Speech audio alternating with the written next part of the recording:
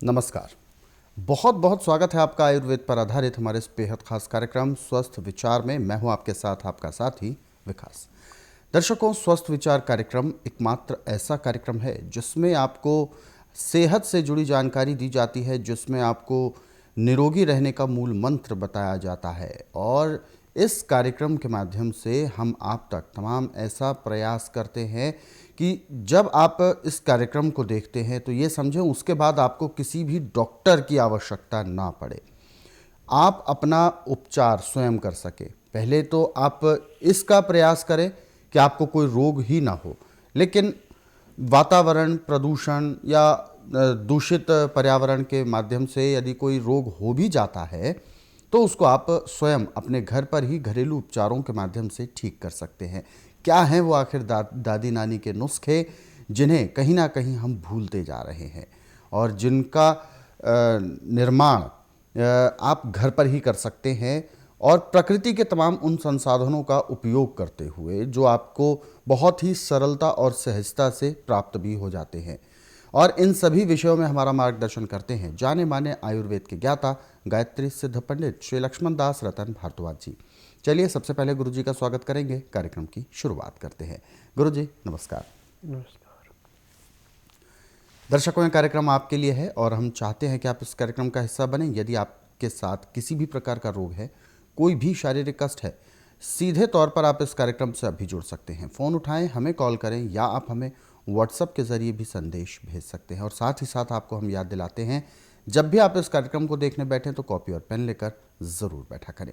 आगे बढ़ते हैं कार्यक्रम में और शुरू करते हैं आज के इस मुख्य विषय पर चर्चा। तो आप सभी लोग ध्यानपूर्वक इस कार्यक्रम को देखें, सुने और उन नुस्खों को अपने जहन में समेटने का प्रयास ज़रूर करें। गुरु जी, आज के इस कार्यक्रम में हम बात करेंगे कब्ज़ को लेकर। पेट हमारा बीमारियों का एक घर ऐसा कहा जाता है, और ऐसे में जब हम भोजन करते हैं और फिर जब मल त्याग करते हैं, ठीक से वो मल नहीं अगर निकल पाए तो वो कई बीमारियों को उत्पन्न करता है। कब्ज़ बहुत भयंकर समस्या है। एक बार यदि किसी को हो जाए तो उसका ठीक हो पाना काफ़ी मुश्किल या लंबा हो जाता है। सबसे पहले मैं जानना चाहूँगा, आखिर कब्ज़ किस तरीके की बीमारी है? देखिए, कब्ज हमारे मुंह का स्वाद है। जी। जब हम खाने पीने में टेस्ट अच्छा देखते हैं, पेट को एक किस्म का कूड़ेदान समझते हैं, तो ये कब्ज की बीमारी पैदा होती है। जी। आजकल आटा खुद पिसाना तो सभी ने बंद कर दिया। मिलों से जो आटा आता है बिल्कुल गोरे रंग का, उसकी चोकर निकाल के अलग कर देते हैं, और ये आटा पेट में जाके ऐसे बैठता है जैसे पानी में पत्थर बैठता है। और दूसरा नुक्स है चीनी। चीनी कब्ज को ऐसे बढ़ाती है जैसे वर्षा ऋतु में खुश्क जमीन में हरियाली छाती है। और तीसरा इसका सबसे बड़ा जो हानि है वह खाना खाते समय पानी न पीना। तो इससे कब्ज दिन दुगने रातें चौगुनी बढ़ती है। खुश्क खाना, बेटैमा खाना, ठंडा खाना, तला हुआ खाना, बासी खाना, ये कब्ज को ऐसे बढ़ाता है जैसे वर्षा ऋतु में घास फूस बढ़ता है। अब कब्ज आपको चाहे किसी भी किस्म से है, इसका उपचार तो आज पूरे संसार के अंदर मेडिकल साइंस के पास तो नहीं है, और जो हमारे और संस्थाएं इनके पास भी जो दवाइयाँ दी हैं वो टेम्परेरी रिलीफ के लिए हैं, परमानेंट नहीं है। परंतु स्वस्थ विचार एकमात्र ऐसा आश्रम है जिसमें हर एक रोग को जड़ से काटा जाता है, कब्ज को परमानेंट तोड़ा जाता है। जिसको भयंकर कब्ज है उसको यदि आप सोयाबीन का दूध बना के 1 गिलास सुबह 1 गिलास शाम को पीते हैं, दूध के अंदर गुड़ या शक्कर बिना मसाले के मिला के पीते हैं तो आपकी कब्ज उसी से अकेले से टूट जाती है। परंतु आपके पास सोयाबीन का दूध बनाने की विधि नहीं है या आप बना नहीं सकते हैं, तो उसका भी छोटा सा उपचार है कि सोयाबीन को लाके पहले धो लें, धो करके सुखा के इसको पीस के आटा बना लें। अब जितना आपको दूध चाहिए उतना पानी आप गर्म करने रख दें। जब पानी उबलने लगे तो उसमें से थोड़ा थोड़ा आटा डालते जाएं और कड़छी से उसको हिलाते जाएं, यानी इकट्ठा डाल देंगे आप तो पेड़ा सा बन के घुलेगा नहीं, थोड़ा थोड़ा करके डालेंगे तो पानी में घुल जाएगा। अब जितना आपने गाढ़ा करना उतना कर लें। वैसे 100 ग्राम आटे से 1 किलो दूध बनता है। 2 उबाली देने के बाद इसको छान लें। छान करके जो इसका कचरा बचा उसको तो आटे में मिला के या सब्जी में मिला के भी खा सकते हैं, वो भी आपकी कब्ज तोड़ेगा। अब ये दूध 15 से 20 डिग्री गर्म रहने पे आप ऐसे भी पी सकते हैं। हफ्ता 10 दिन तो आपको अच्छा नहीं लगेगा। हफ्ता 10 दिन के बाद आपको गाय भैंस का दूध नहीं अच्छा लगेगा, यही दूध अच्छा लगेगा। और दूध यदि आप लेना पसंद नहीं करते तो उसका दही जमा लें। जब दूध का टेम्परेचर 12 से 15 डिग्री रह जाए तो उसमें जाम लगा के, गर्मी का मौसम है तो हवा वाली जगह पे ऊपर मच्छर वाली जाली लगा के रख दें। और सर्दी का मौसम है तो जिस भी बर्तन में आपने दही जमाना है उस बर्तन को ऊपर से ढक्कन लगा के किसी कपड़े से ढक दें। अब गाय भैंस का बकरी का दूध से जो दही बनेगा उसको यदि आप काटते हैं तो पानी छोड़ता है, परंतु सोयाबीन के दूध से पानी नहीं निकलता। अब इसको आप दही के रूप में भी ले सकते हैं और इसको कढ़ी बना के भी खा सकते हैं। सोयाबीन खाने वाले को कभी कब्ज रहती नहीं। और सोयाबीन का नाम ऐसे जो है ये अन्न से दूध निकालना बताया गया है, ये कामधेनु है। जैसे कामधेनु गाय परिवार को पालती है, ऐसे सोयाबीन बच्चे से लेके बुजुर्ग तक हर किस्म के रोग को काटने के लिए अमृत के समान है। परंतु एक बात का ध्यान रखना कि सोयाबीन के साथ कभी भी लाल मिर्च, हरी मिर्च का प्रयोग नहीं करना। आयोडीन नमक इसमें नहीं मिलाना। सिंधा नमक, काला नमक आप जितना चाहें उतना मिला सकते हैं, परंतु नमक कम से कम खाएंगे तो आप सुखी रहेंगे। नमक तेज खाएंगे तो आपको कोई ना कोई रोग से जूझना पड़ेगा, क्योंकि नमक को सोडियम बोलते हैं। ये सोडियम ज़रूरत के अनुसार ही अच्छा रहता है।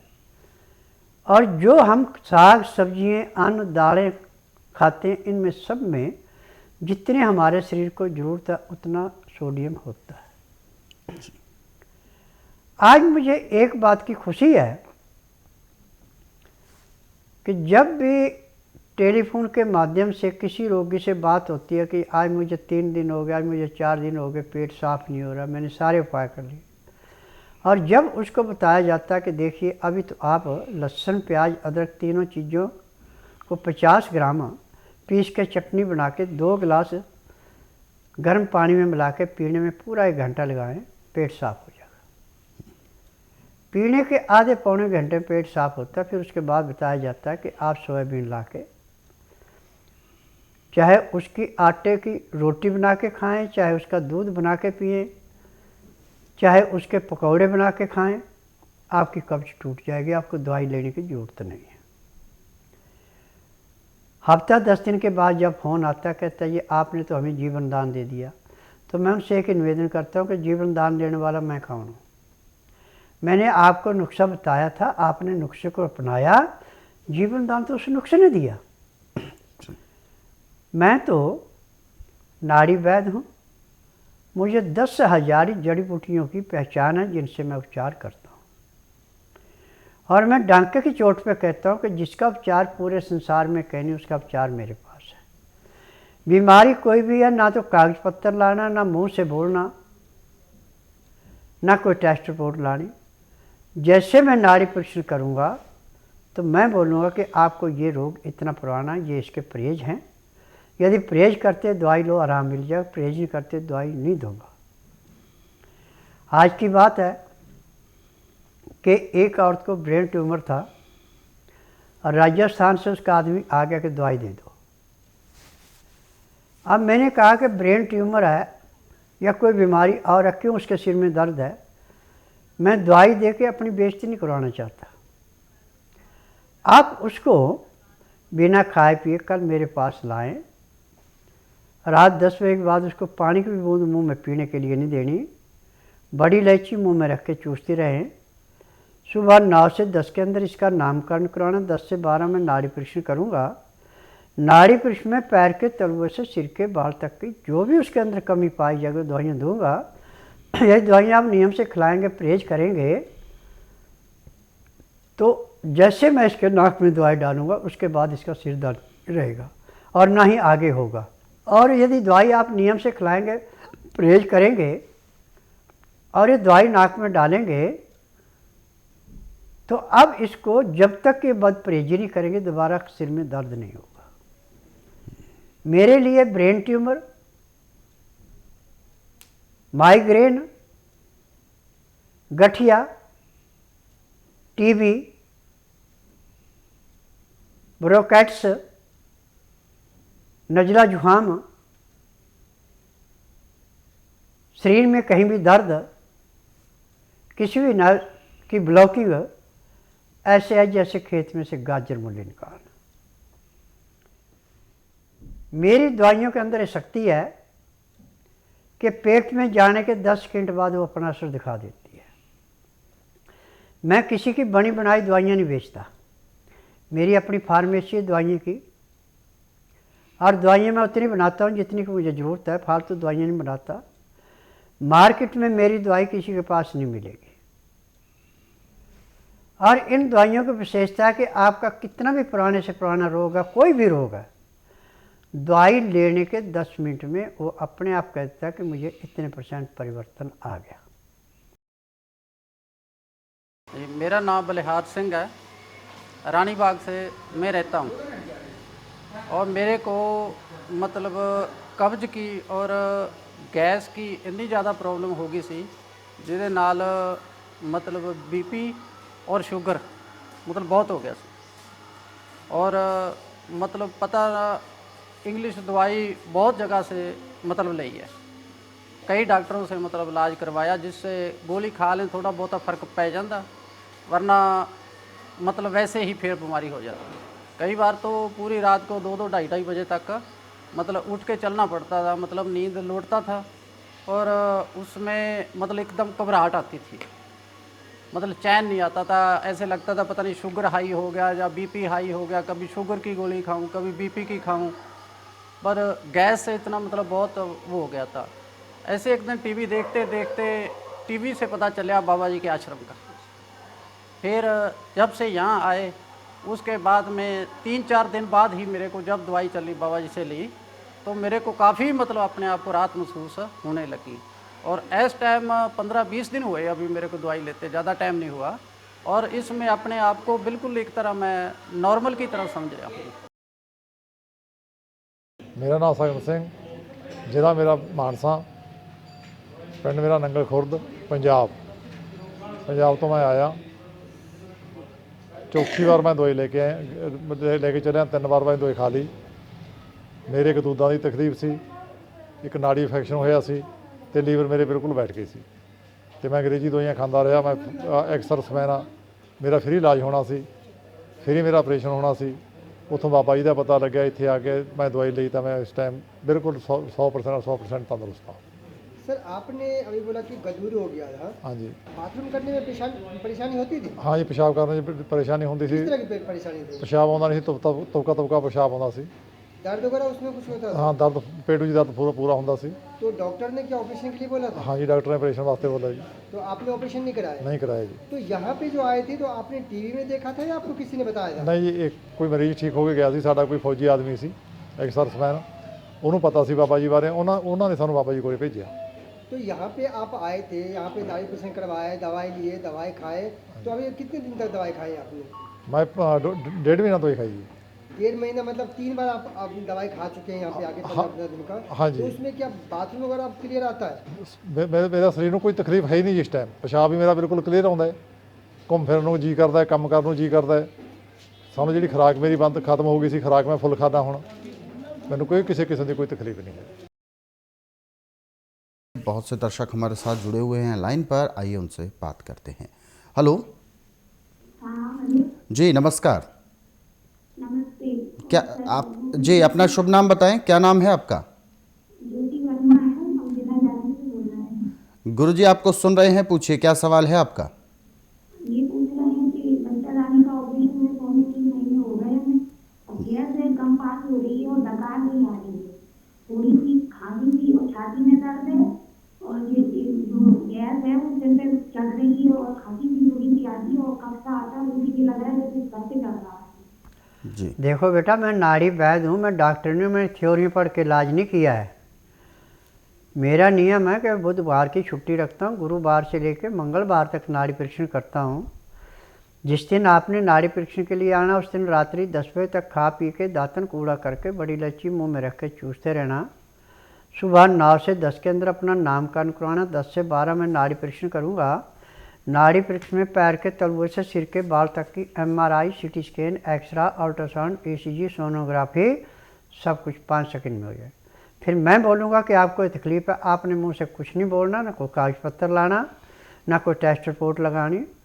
फिर जो मैं दवाइयाँ लिखूँगा, यदि परहेज करेंगे तो दवाई देंगे, यदि आप कहें परहेज मेरे बस का नहीं, दवाई नहीं देंगे। और परहेज करके दवाई खाती है और शाम को 3:30 बजे तक रुकती है, तो जिस दिन आश्रम में आएंगे उसी दिन आपको 10 से 15% आराम मिल जाएगा। 15 दिन की दवाई दी जाएगी, इसमें आपको 50 से 60% आराम मिलेगा। 1 महीने में रोग समाप्त होकर दवाइयाँ बंद हो जाएंगी। फिलहाल आगे बढ़ते हैं कार्यक्रम में। एक और दर्शक हमारे साथ जुड़ गए हैं लाइन पर, आइए उनसे भी बात करते हैं। हेलो हेलो, नमस्कार नमस्ते जी। जी, क्या शुभ नाम है आपका? गुरुजी बोलोगे? कहाँ से बात कर रही हैं? हिसार से। अपना सवाल पूछें, गुरुजी सुन रहे हैं आपको, बताइए। मेरा जी 10 से इंफेक्शन हो गई थी। इन्फेक्शन हो गया है? हाँ, दूध की छाती में।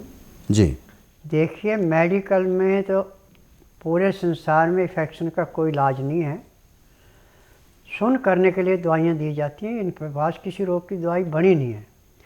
परंतु स्वस्थ विचार एकमात्र आश्रम ऐसा है कि इन्फेक्शन भी इसके लिए ऐसा है जैसे खेत में से गाजर मूली निकालना। आप ऐसा कीजिए, बुधवार छोड़कर गुरुवार से लेकर मंगलवार के बीच में मेरे आश्रम में आइए। जिस दिन आश्रम में आना उस दिन रात्रि 10 बजे तक खा पी के दातन कूड़ा करके बड़ी इलायची मुंह में रख के चूसते रहें। सुबह 9 से 10 के अंदर अपना नामकरण करवाना। 10 से 12 में नाड़ी परीक्षण करूँगा। नाड़ी परीक्षण में पैर के तलवे से सिर के बाल तक की MRI, CT scan, X-ray, ultrasound, ECG, sonography सब कुछ 5 सेकंड में हो जाएंगे। उसमें जो भी कमियां शरीर में पाई जाएंगी दवाइयाँ दी जाएंगी। दवाइयाँ खाने की हैं, दवाइयाँ पीने की हैं, मालिश करने के तेल हैं, आँख में, नाक में, कान में डालने की दवाइयाँ, जो भी रोग नब्ज मिलेगा सब दवाइयाँ इकट्ठी दी जाएंगी। ये मेडिकल साइंस नहीं है कि थोड़ी सी दवाई दे के आपको कह दिया कि जाओ खाइए और सुन कर दिया शरीर। यहाँ की दवाइयों का वजन 15 दिन का जो दवाई दी जाती है इसका 15 से 18 और 20 किलो तक वजन होता है। बीमारी के हिसाब से दवाई दी जाती है, जिसमें दवाइयाँ खाने की हैं, पीने की हैं, मालिश करने के तेल हैं, आँख में, नाक में, कान में, जहाँ जहाँ भी नुक्स पड़ा सब दवाइयाँ इकट्ठी दी जाती है। ना तो मैं किसी आँखों में चश्मा देखना चाहता, ना किसी के हाथ में लाठी देखना चाहता। मैं तो चाहता हूँ कि जब तक शरीर के अंदर सांस है तब तक आराम से चले फिरे और आराम से ज़िंदगी व्यतीत करें। जहाँ पे कष्ट है वहाँ पे ज़िंदगी व्यतीत करना एक किस्म का नर्क है। बिल्कुल। तो बिल्कुल आपकी जो ये समस्या है ये बिल्कुल दूर होगी, लेकिन इसके लिए आपको स्वस्थ विचार आश्रम आने की सलाह दी गई है। अधिक जानकारी के लिए आप हेल्पलाइन नंबर्स पर कॉल कर सकते हैं। आगे बढ़ते हैं कार्यक्रम में और एक और दर्शक हमारे साथ जुड़ गए हैं लाइन पर, आइए उनसे बात करते हैं। हेलो हाँ जी, नमस्कार नमस्कार। जी, अपना शुभ नाम बताएं, क्या नाम है आपका? अशोक महतो, अशोक जी, कहाँ से बात कर रहे हैं आप? समस्तीपुर बिहार से। जी, गुरुजी आपको सुन रहे हैं, पूछिए क्या सवाल है आपका? हाँ जी, हम डॉक्टर से दिखाए थे, हमको सर्वाइकल प्रॉब्लम है और चक्कर आने लगता है। जी, देखिए, जब पेट साफ नहीं होता और गैस नसों में रुकती है तो बीमारी पैदा होती है। इसका इलाज आज पूरे संसार के अंदर मेडिकल साइंस के पास नहीं है। मेरे पास ऐसे है इसका उपचार जैसे खेत में से गाजर मूली निकालना। यदि आप बुधवार छोड़कर गुरुवार से लेकर मंगलवार के बीच में मेरे आश्रम में आते हैं, जिस दिन आना उस दिन रात्रि 10 बजे तक खा पी के दातन कूड़ा करके बड़ी इलायची मुंह में रख के चूसते रहें। सुबह 9 से 10 के अंदर अपना नामकरण कराएं। 10 से 12 में नाड़ी परीक्षण करूँगा। नाड़ी परीक्षण में पैर के तलुए से सिर के बाल तक की MRI, CT scan, X-ray, ultrasound, ECG, sonography सब कुछ 5 सेकंड में हो जाए। उसमें जो भी कमी शरीर के अंदर पाई जाएगी दवाइयाँ दी जाएंगी। दवाइयाँ खाने की हैं, दवाइयाँ पीने की हैं, मालिश करने के तेल हैं, आँख में, नाक में, कान में डालने की दवाइयाँ हैं। जैसे दवाइयाँ दी जाएंगी तो उसी दिन आपको कम से कम 20 से 25% आराम मिल जाएगा। 15 दिन में आपको 60 से 70% आराम मिलेगा। 1 महीने में रोग समाप्त होगा। हम आप सभी को यही जानकारी देना चाहेंगे कि हमारे इन कार्यक्रमों को आप अपने सरल सुविधाजनक समय पर बाद में भी देखना चाहते हैं तो यूट्यूब के जरिए देख सकते हैं। हमारा यूट्यूब चैनल स्वस्थ विचार सेहत की बात, इस यूट्यूब चैनल को आप सर्च करें, सब्सक्राइब करें और इन कार्यक्रमों को ज़रूरतमंदों तक शेयर ज़रूर करें। फिलहाल कार्यक्रम में वक्त इशारा कर रहा है विराम देने का। गुरु जी, आपने अपना कीमती मार्गदर्शन दिया, आपका बहुत बहुत धन्यवाद। नमस्कार। दर्शकों, आज के इस विशेष कार्यक्रम में बस इतना ही। आप सभी लोग स्वस्थ रहें, निरोगी रहें, इन्हीं शुभकामनाओं के साथ हम आपसे लेंगे इजाज़त। अगले अंक में आपसे फिर होगी मुलाकात एक नए विषय के साथ। तब तक के लिए मुझे दीजिए आज्ञा। नमस्कार।